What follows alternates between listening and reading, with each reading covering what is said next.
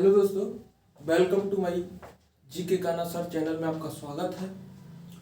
और मैं आज आपको भारत का राष्ट्रवाद जो कि 10th क्लास की भारत और विश्व का इतिहास समकालीन 2 जो पुस्तक है उसका चैप्टर दूसरा आपको पढ़ाने वाला हूँ। आप कहेंगे सर दूसरा क्यों पढ़ा रहे हो? मैं हमेशा पहले भारत के बारे में, भारत का राष्ट्रवाद लेता हूँ, उसके बाद यूरोप के बारे में पढ़ाता हूँ। इसके लिए आप दूसरा चैप्टर पढ़ें, इसकी यही सीरीज चलेगी और इसको पढ़ने के बाद हम पढ़ेंगे दूसरा चैप्टर यूरोप का राष्ट्रवाद। इससे पहले हम भारत का राष्ट्रवाद पढ़ने वाले हैं और राष्ट्रवाद के बारे में जानेंगे इसमें क्या क्या है। जैसा कि तो सबसे पहले हमने लिया भारत का राष्ट्रवाद। जैसा कि नाम से ही पता चल रहा है कि राष्ट्रवाद, भारत आप जानते हैं देश है और हमारा राष्ट्रवाद आपने पढ़ा होगा, आपने सुना होगा। जब भी हम गणतंत्र दिवस मनाते हैं 26 जनवरी, 15 अगस्त स्वतंत्रता दिवस मनाते हैं, तो आप बोलते हैं कि हमारी स्वतंत्रता दिलाने में राष्ट्रवादी नेताओं का बहुत बड़ा योगदान है, जैसे महात्मा गांधी, चंद्रशेखर आजाद, सुभाष चंद्र, जवाहरलाल नेहरू। तो वो राष्ट्रवादी नेता हैं और हम यहाँ पढ़ने वाले राष्ट्रवाद। तो सबसे पहले हम जो है राष्ट्रवाद के बारे में जाने कि राष्ट्रवाद क्या है। अगर राष्ट्रवाद की हम परिभाषा जाने तो देखिए, राष्ट्र एक देश हो सकता है, एक क्षेत्र हो सकता है, एक राज्य हो सकता है। राष्ट्र के प्रति प्रेम, लगाव और उसके लिए कुछ कर गुजरने की भावना क्या कहलाती है? राष्ट्रवाद कहलाता है। उसके प्रति प्रेम, लगाव का जो विचार है वही इसको हम कहेंगे क्या? राष्ट्रवाद कहेंगे। अब भारत के राष्ट्रवाद में हम पढ़ेंगे क्या? हम आगे क्या जो जिक्र करें, हम पढ़ेंगे इसमें सबसे ज्यादा गांधी जी का योग।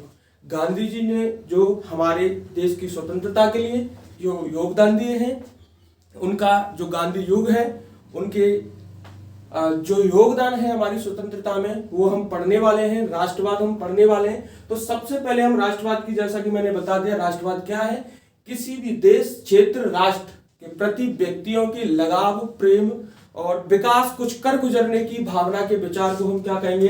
राष्ट्रवाद कहेंगे। ओके, अब हम आगे पढ़े। जैसे राष्ट्रवाद जो आपका जो चैप्टर शुरू होता है वो शुरू होता है हमारे प्रथम विश्व युद्ध से। कब से शुरू होगा? प्रथम विश्व युद्ध से आप जानेंगे। अब हम बात करेंगे प्रथम विश्व युद्ध की। किसकी बात करेंगे? प्रथम विश्व युद्ध। प्रथम विश्व युद्ध हुआ है 1914 से 1918 के बीच, और यह जो हुआ है 2 गुटों में हुआ है। आप जानते हैं, जैसे मित्र राष्ट्र 2 गुट, जैसे कि मैं बता देता हूं आपको। एक तो आता है मित्र राष्ट्र और दूसरा आता है केंद्रीय शक्तियां।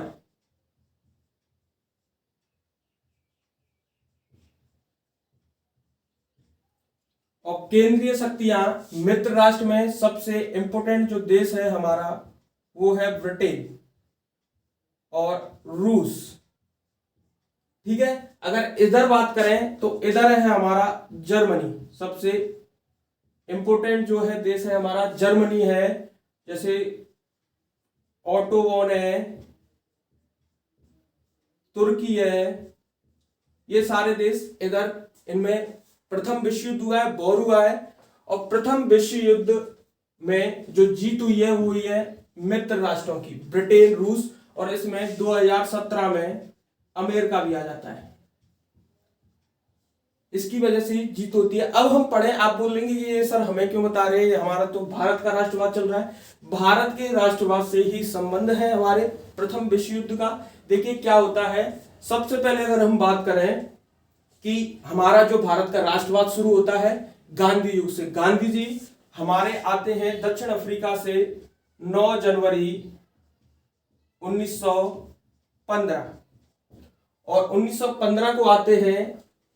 ये 1-2 साल तो अपनी राजनीतिक शुरू नहीं कर पाते, राजनीति और यहाँ के माहौल को देखते हैं, और ये देश की लिए कुछ कर गुजरने, देश की लोगों की सहायता करने की ठान लेते हैं। और इसी के तहत आपका जो से गांधी जी आए, गांधी आगमन, ठीक है। इसके बाद अब हम क्रम वाइज पढ़ने वाले हैं कि गांधी जी ने क्या क्या किया, कौन कौन से सत्याग्रह किए, कौन कौन से योगदान दिए, सर्वनीय अवज्ञा आंदोलन, असहयोग आंदोलन जैसे देखेंगे। अब सबसे पहले गांधी जी 9 जनवरी 1915 को आते हैं। इनके आने वाले दिवस को हम अप्रवासी दिवस मनाया जाता है, इनके 9 जनवरी को। अब देखिए क्या होता है, सबसे पहले गांधी जी 1-2 साल अपने भारत का माहौल देखा, उन्होंने देखा कि यहाँ तो अंग्रेजों ने हमारा क्या कर दिया है, पूरा शोषण कर रहे हैं। तो एक जो सत्याग्रह होगा गांधी जी के नेतृत्व में 1916 में, सॉरी 1917 में एक सत्याग्रह होगा, वो होगा चंपारण सत्याग्रह। और ये है चंपारण कहां पड़ेगा, बिहार में। और इसके नेतृत्व करता है गांधी जी। यानी कि चंपारण सत्याग्रह क्यों हुआ है कि वहां पे नील की खेती की जाती थी और नील की खेती में अंग्रेज तिनकटिया प्रणाली लगाए हुए थे, यानी कि 75% अंग्रेजों को देना पड़ता था और 25% मात्र वो जो खेत करने वाले हैं, जो किसान हैं, उनको दिया जाता था उनमें से पैसा। इसके विरोध में शोषण और दुनिया बहुत सारे कर लगा दिए गए इनके विरोध में, और गांधी जी ने एक सत्याग्रह किया, वो कहलाता है चंपारण सत्याग्रह, 1917 में किया है। इसके बाद हम बात करें गांधी जी का एक और योगदान होगा 1918, और 1918 में करेंगे खेड़ा सत्याग्रह। और खेड़ा सत्याग्रह भी खेती किसानों के लिए होगा, उनमें भी कर की वृद्धि होना, दुनिया भर के कर लगा देना, इनके विरोध में होगा। और ये पड़ता है गुजरात में, और इसके नेतृत्व कर देंगे गांधी जी, नेतृत्वकर्ता,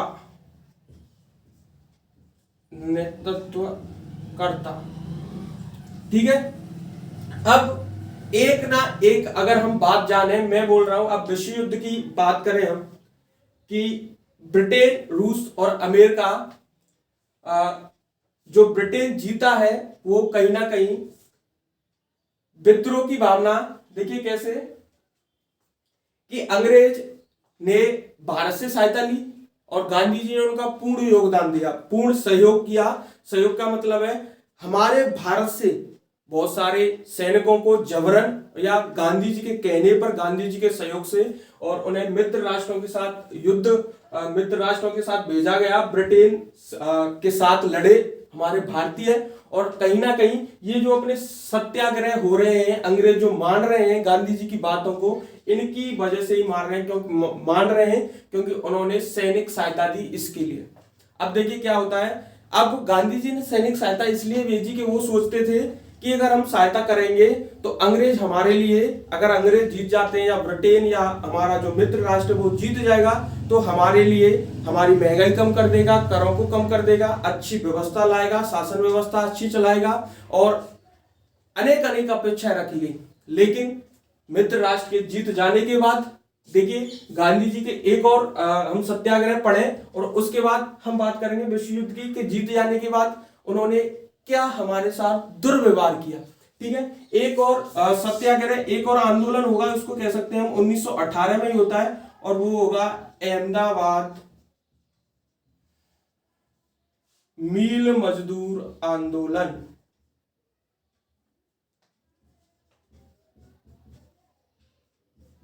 और अहमदाबाद है गुजरात।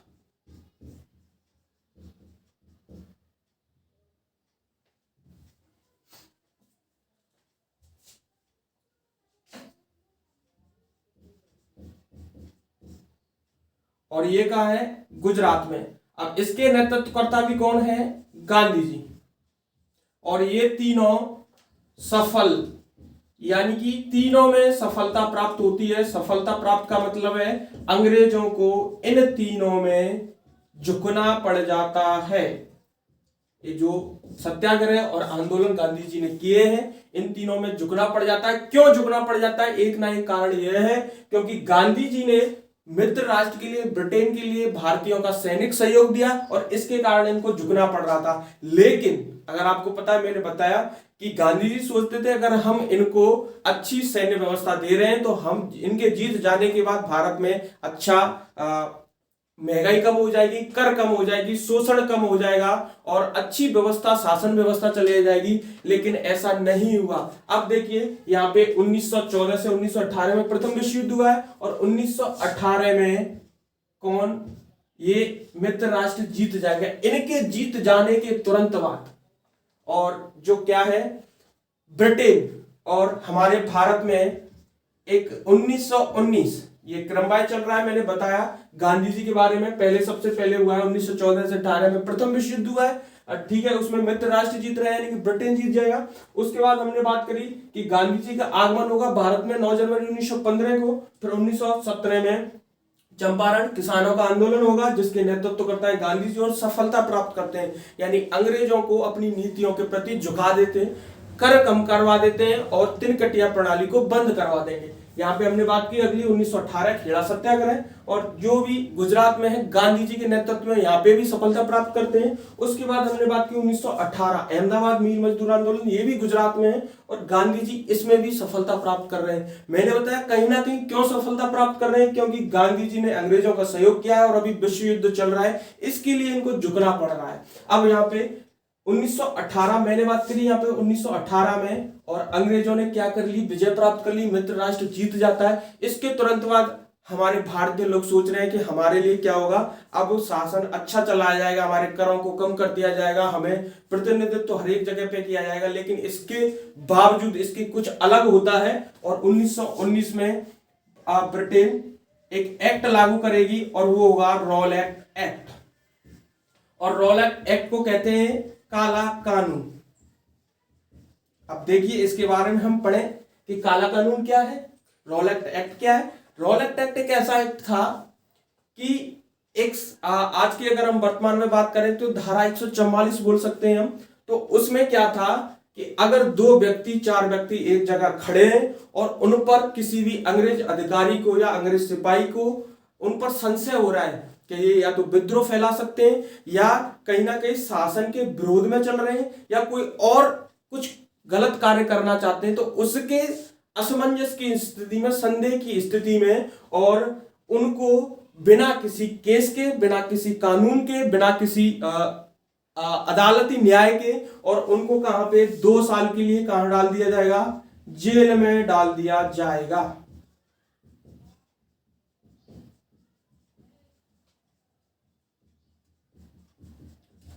देखिए कैसे अंग्रेजों ने हमारे लिए सुव्यवस्था की है यहाँ पे कि बिना किसी कोई ना कानून होगा, ना अपील होगी, ना दलील होगी, बस क्या होगा, जेल होगी हमारे लिए। इसके लिए इसको काला कानून कहा गया। रॉलेट एक्ट को क्या है, रॉलेट एक अध्यक्ष थे यहाँ पे और उनकी निर्देशता में रॉलेट एक्ट बनाया गया, इसके लिए इसको रॉलेट एक्ट किया जाता है। अब देखिए इसके विरोध में यहाँ पे अगर हम बात करें, इसके विरोध में, और हाँ एक और चीज आती है यहाँ पे, रॉलेट एक्ट में मार्शल लॉ लागू कर दिया गया। अब आप जानेंगे कि मार्शल लॉ क्या होता है। मार्शल लॉ होता है कि जिसमें किसी क्षेत्र, राज्य, देश की व्यवस्था सेना संभालेगी, यानी लॉ कानून लागू कर दिया जाता है जिसमें क्या है, जितनी भी व्यवस्थाएं हैं वो सब सेना संभालेगी, ठीक है। मार्शल लॉ के बाद मार्शल लॉ लागू कर दिया जाता है। अब इसके विरोध में, रॉलेट एक्ट या काला कानून के विरोध में एक जलियांवाला हत्याकांड होता है। देखिए उसकी क्या है, वो डेट आएगी 1919 में ही और डेट होगी 13 अप्रैल।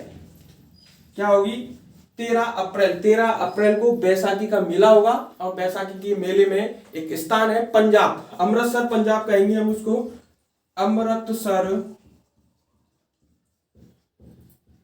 पंजाब में एक क्या है, एक जलियांवाला नामक एक स्थान है और वहां पे मेला लगा हुआ था। और वहां की जो कमान है, अमृतसर की कमान है, सेना की कमान जनरल डायर की अध्यक्षता में थी। वहां पे वो सेना के मुख्य नेतृत्व करता थे।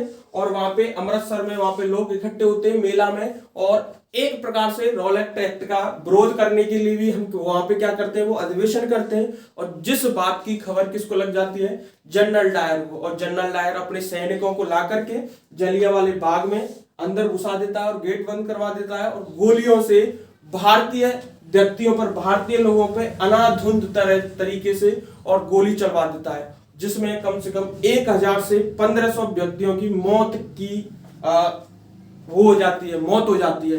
लेकिन उनकी जो रिपोर्ट आती है, हंटर आयोग, एक हंटर कमीशन बैठाया जाता है, हंटर रिपोर्ट बोली जाती है, उसमें बताया जाता है कि मात्र 500 लोग मारे गए, 200 से 300 या 500 लोग मारे गए। लेकिन हकीकत अगर हम जाने तो उसमें 1000 से और 1500 के बीच लोग मारे जाते हैं। ये है अपना जलियांवाला हत्याकांड। आपसे पूछा जाता है, आपकी जो किताब है उसमें क्वेश्चंस में पूछा था जलियांवाला हत्याकांड के बारे में बताइए, तो 13 अप्रैल 1919 को होगा क्यों, रॉलेट एक्ट के विरोध में जलियांवाला बाग में होगा, अमृतसर पंजाब में जलियांवाला बाग है। और रॉलेट एक्ट के विरोध में वहां पे सम्मेलन अधिवेशन होता है, वहां पे जनरल डायर आएंगे, और जनरल डायर आएगा और वहां पे गोलियों से भारतीयों को बुझवा देगा, यानी कि उनको जलवा देगा। इसके विरोध में अब गांधी जी जो मैं बोलता हूं, गांधी जी को प्रथम विश्व युद्ध हुआ था तो अंग्रेजों ने केसर हिंद की उपाधि दी थी उनको।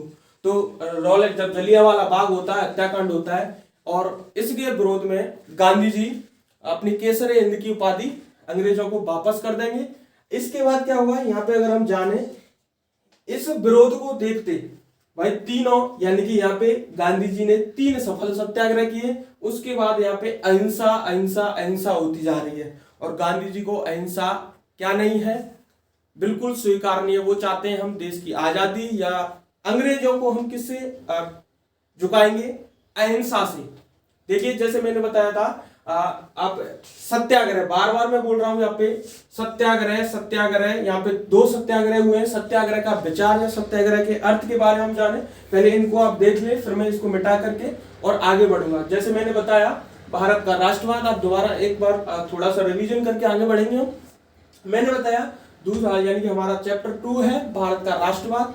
राष्ट्रवाद किसे कहेंगे, राष्ट्रवाद किसी भी देश, राष्ट्र या क्षेत्र के प्रति लोगों की प्रेम लगाव की भावना का होना, भावना के विचार का होना राष्ट्रवाद कहलाता है। राष्ट्रवाद में सबसे पहले अगर हम जाने, प्रथम विश्व युद्ध से यहाँ पे हमारी प्रक्रिया शुरू होती है। इस वाली किताब में प्रथम विश्व युद्ध होता है 1914 से 18, मित्र राष्ट्र और केंद्रीय शक्तियां, ब्रिटेन, रूस, अमेरिका, ये तो है मित्र राष्ट्र। और केंद्रीय शक्तियों में सबसे इंपोर्टेंट देश होता है जर्मनी, और जिसमें जीत होती है किसकी, मित्र राष्ट्रों की। अब इनकी जीत के बाद यानी कि गांधी जी इस जीत में बहुत सहयोग करते हैं, यानी कि भारतीयों को कहां पे भेजेंगे, अंग्रेजों के पक्ष में लड़ने के लिए, यानी ब्रिटेन के पक्ष में लड़ने के लिए भेजेंगे। 9 जनवरी 1915 को गांधी जी भारत आएंगे, कहां से, दक्षिण अफ्रीका से। आगमन भारत, दक्षिण अफ्रीका से भारत आएंगे। इसके बाद यहाँ पे यहाँ के माहौल को, भारत के माहौल को देखेंगे। यहाँ पे जो मजदूर वर्ग है, किसान वर्ग है, पिछड़ा हुआ है, यानी कि करों की बोझ में दबा हुआ है। इसके लिए गांधी जी 1917 चंपारण सत्याग्रह करेंगे, 1918 में खेड़ा सत्याग्रह करेंगे, 1918 में अहमदाबाद मिल मजदूर आंदोलन करेंगे। और इनके सफल होने के बाद यहाँ पे रॉलेट एक्ट लागू हो जाएगा, जिसको काला कानून कहते हैं। इसमें कहेंगे ना कोई अपील, ना कोई दलील, ना कोई कानूनी, कुछ भी नहीं। यहाँ पे शक के दायरे में, संदेह के दायरे में, और इनको 2 साल के लिए, किसी भी व्यक्ति को 2 साल के लिए जेल में डाल दिया जाएगा। 1919 में 13 अप्रैल 1919 में जलियांवाला हत्याकांड होगा। रॉलेट एक्ट के विरोध में यहाँ पे लोग इकट्ठे होंगे, कहां पे, अमृतसर पंजाब में। और वहां पे जनरल डायर, कौन आएगा, जनरल डायर सेनाधिकारी होगा, और जनरल डायर यहाँ पे गोलियों से बुझवा देगा, जिसमें 1000 से 1500 लोगों की मृत्यु हो जाएगी। अब इसके बाद हम पढ़ेंगे आगे ये सत्याग्रह, और सत्याग्रह के बाद हम पढ़ने वाले हैं असहयोग आंदोलन। देखिए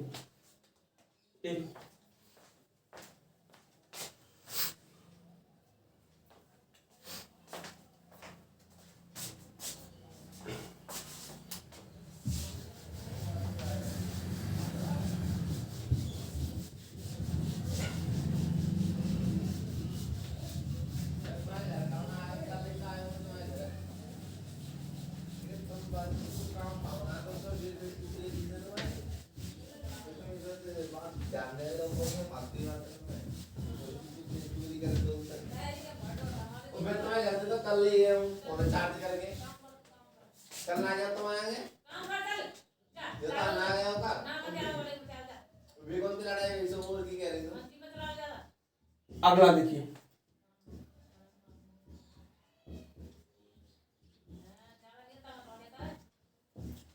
अगला हम बात कर रहे हैं यहाँ पे सत्याग्रह का विचार।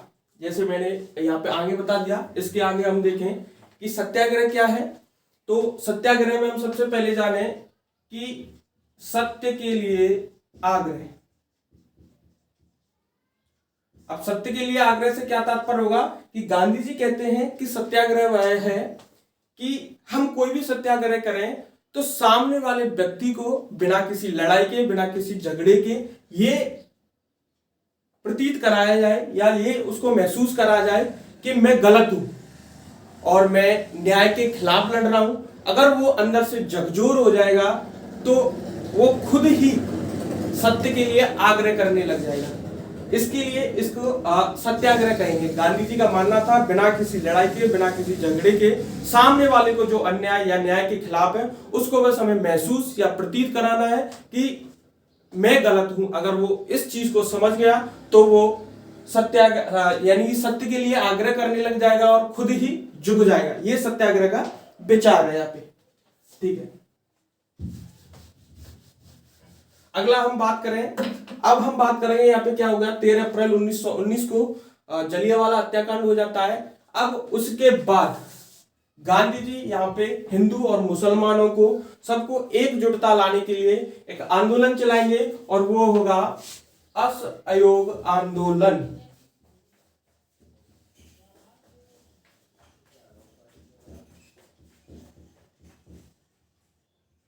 अब देखिए असहयोग आंदोलन ये वैसे तो 1 अगस्त 1920 से 22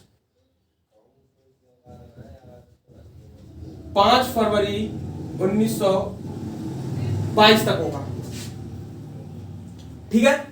अब देखिए असहयोग का मतलब क्या है, गांधी जी के असहयोग क्यों चलाया या असहयोग का मतलब क्या है।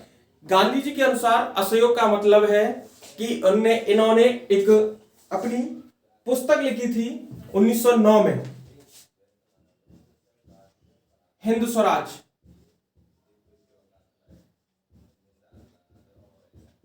गांधी जी ने एक पुस्तक लिखी 1909 में, हिंद स्वराज, और गांधी जी ने उसमें कहा था कि जो अंग्रेजों का शासन भारत में स्थापित हुआ है वो भारतीयों के सहयोग से हुआ है।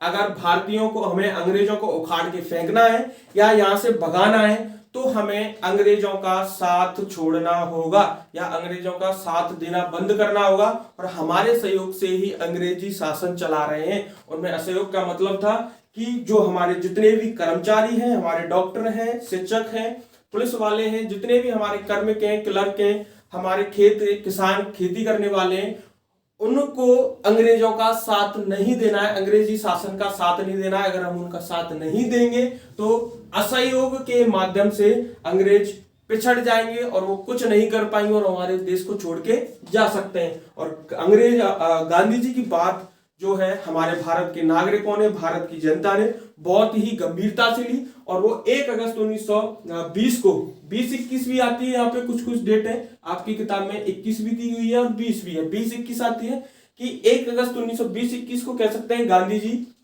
असहयोग आंदोलन शुरू करते हैं। और असहयोग आंदोलन में यहाँ पे 2 धाराएं होती हैं। एक तो होता है शहरों में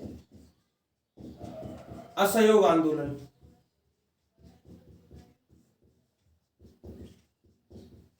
और एक होता है ग्रामीणों में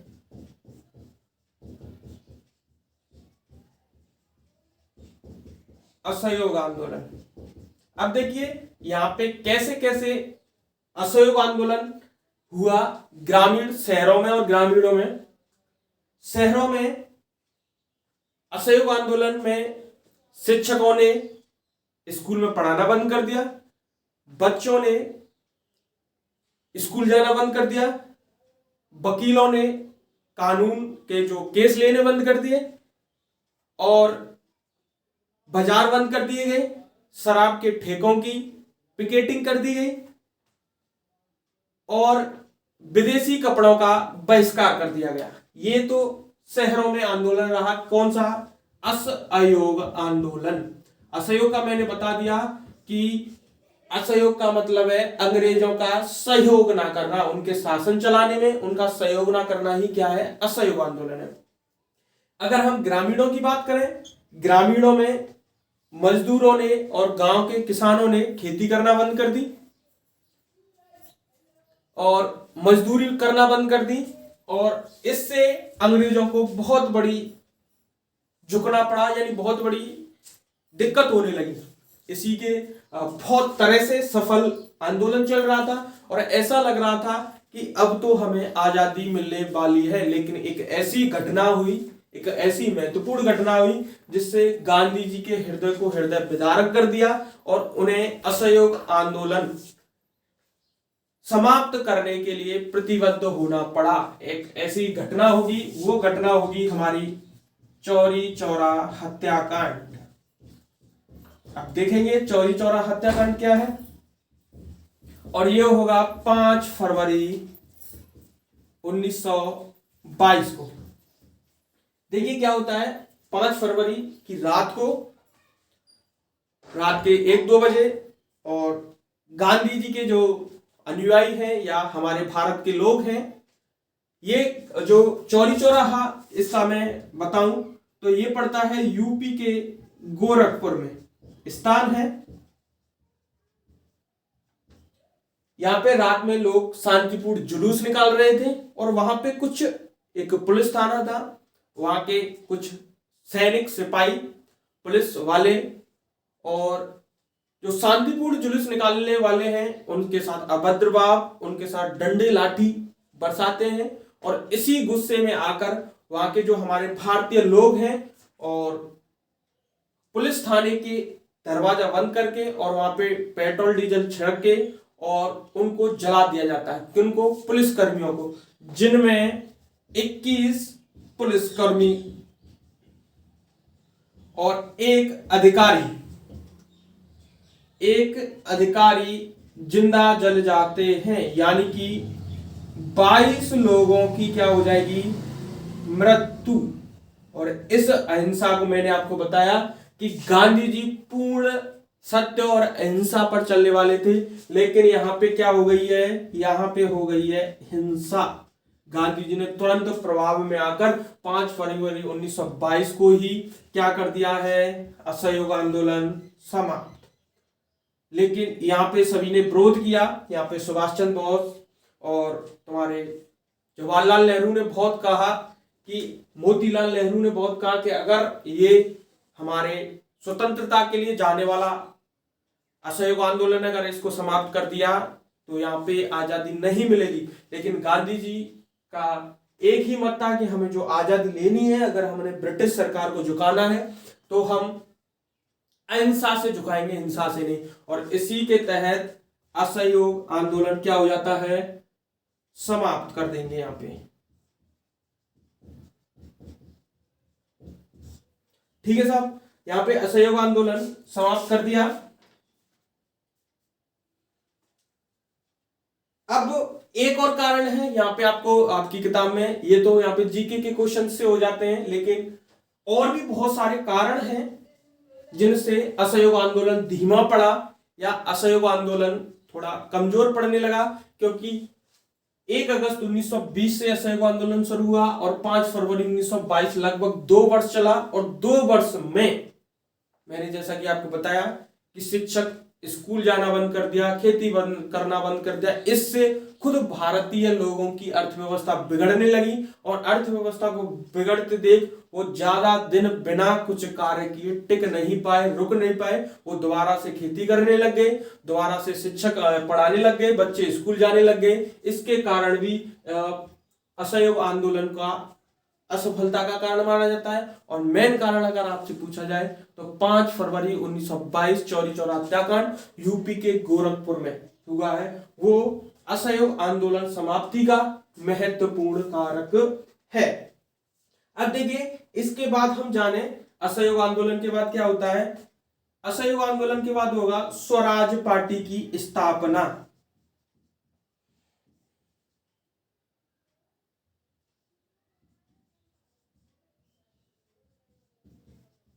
और ये होगी 1 जनवरी 1923।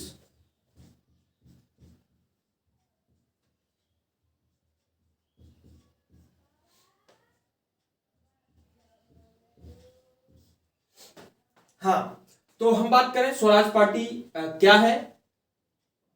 कांग्रेस से अलग, कांग्रेस जो पार्टी थी उसमें गांधी जी का भी सहयोग था, लेकिन कांग्रेस से अलग CR दास यानी कि चित्तरंजन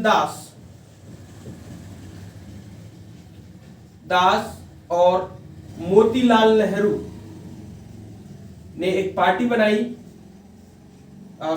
मोतीलाल नेहरू ने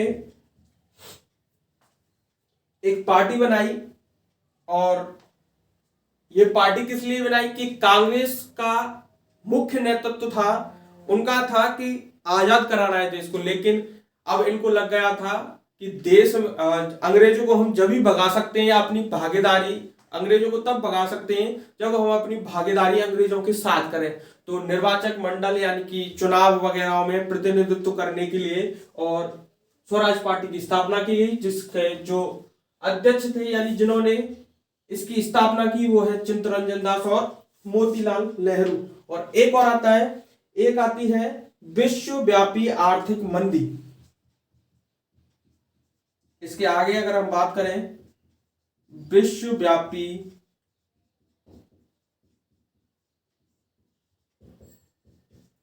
और ये आई है भारत में 1926 से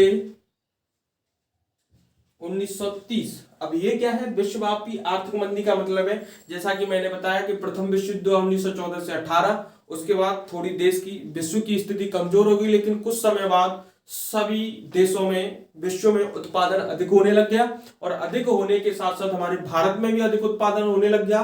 तो उत्पादन के चारों ओर बढ़ जाने से और आर्थिक मंदी होने लगी, यानी कि चीजें यानी कि हमारी जो फसलें हैं, गेहूं चावल जितनी भी हमारी फसलें हैं या हमारी खेती की जितने भी उत्पाद हैं वो जो सारे सस्ते होने लग गए। तो इसी को यानी कि ये जो क्रिया हुई है विश्वव्यापी आर्थिक मंदी, जो सस्ती दरें हुई है 1926 से 1930 हुई है, 1930 में हुई है।